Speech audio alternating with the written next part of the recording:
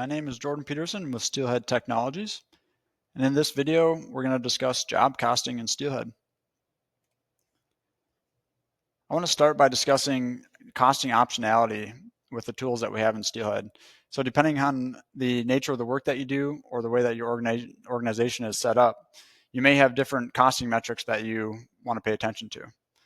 So with using the standard costing formula here as a frame of reference, we can look at how standard costing is maybe used for quotes and estimates in determining pricing, and how we can use tools in Steelhead to determine direct material, direct labor, and overhead cost to compare that to our estimated cost for jobs. So starting with direct labor, in Steelhead, we're going to use labor timers to get an actual costing and tracking of this direct labor. So moving over to Steelhead here, just to show an example, we have a part that is ready for a masking or plugging step. And so one option for labor timers is to have an auto starting labor timer in a station that is always going to have labor costing. So when I move this part into masking and plugging, we can see that I have a timer start counting labor for my user. Now, as long as I'm working on this part, it'll count that labor and attribute that to that job as a cost. Now, another option, if I move this back, is to just clock in or track labor on the station as a whole so that any parts in the station are attributed my labor time. So in this case, maybe I just do an overarching labor timer and I select which station I am working in. Now that'll start my labor in mask and plug, but when I move a part in to that station, it's not going to start an individual direct labor timer for that part, but instead is applying my labor distributed across the parts that are in that station.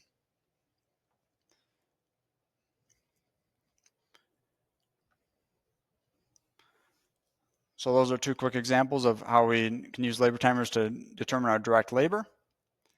Now, if we looked at direct material and overhead cost, we can see there is a comparison between the actual cost here versus a calculated cost. Again, depending on the nature of the work that you do and the complexity of tracking that cost. So starting on the right-hand side here with overhead, if we're to look at a different example of a plating line, so a line setup, we may want where we don't have much labor on this line, but we have an operational overhead cost for running this line. So in this case, if I move a part onto a plating line, we can see that I don't have a timer started, but if I drill into that station for plating line 1, we can see that I have an operational overhead rate of $500 per hour. So in this case, that time that the part sits in that station will be the costing time that is attributed with the $500 per hour overhead. I may also do this on a scanner line setup where I have frequent movements between tanks and I want to track tank by tank rather than just a line in general. So there's optionality there as well.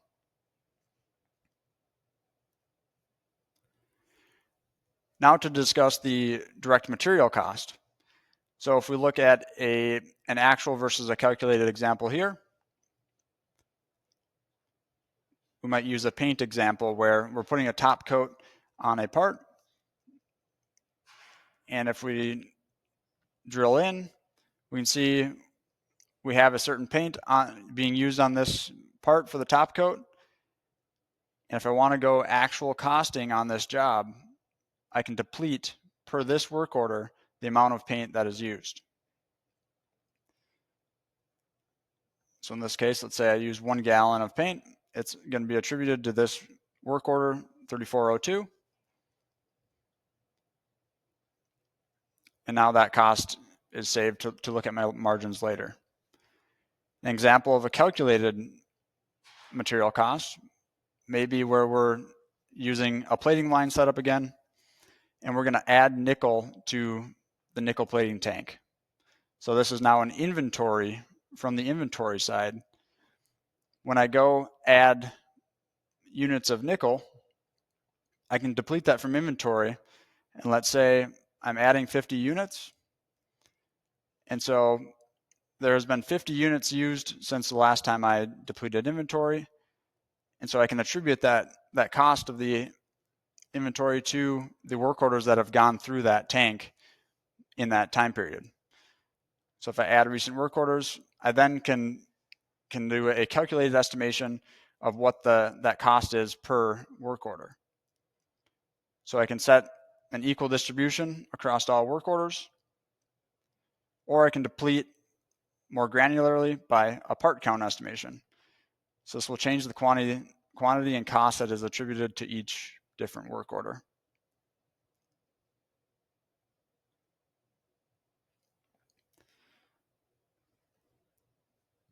So overall, now how do we compare our actual calculated and collected cost to our standard costing estimate and quoted price?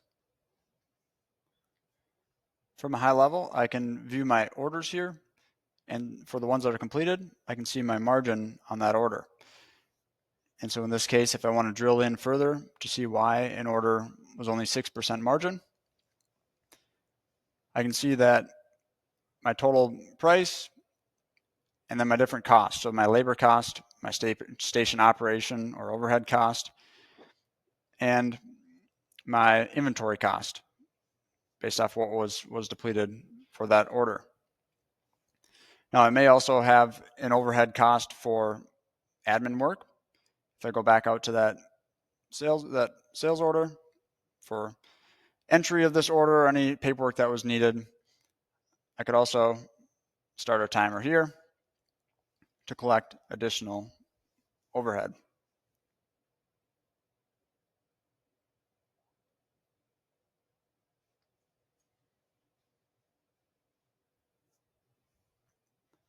That would then also be attributed as overhead cost here.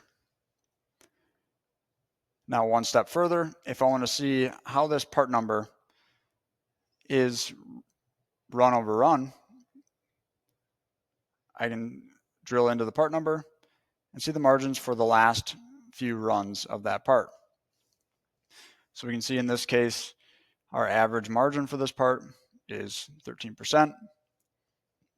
And so maybe we want to make some changes. I can look at my work orders that have been completed on this part and see that in this case, blasting for some reason seems to be the most expensive station. And maybe that is a bottleneck that I want to go investigate and determine how to reduce that cost there. Or I need to increase my price to accommodate for the costs to process these parts. And that's an overview of how to compare standard costing and actual costing in Steelhead. Thank you.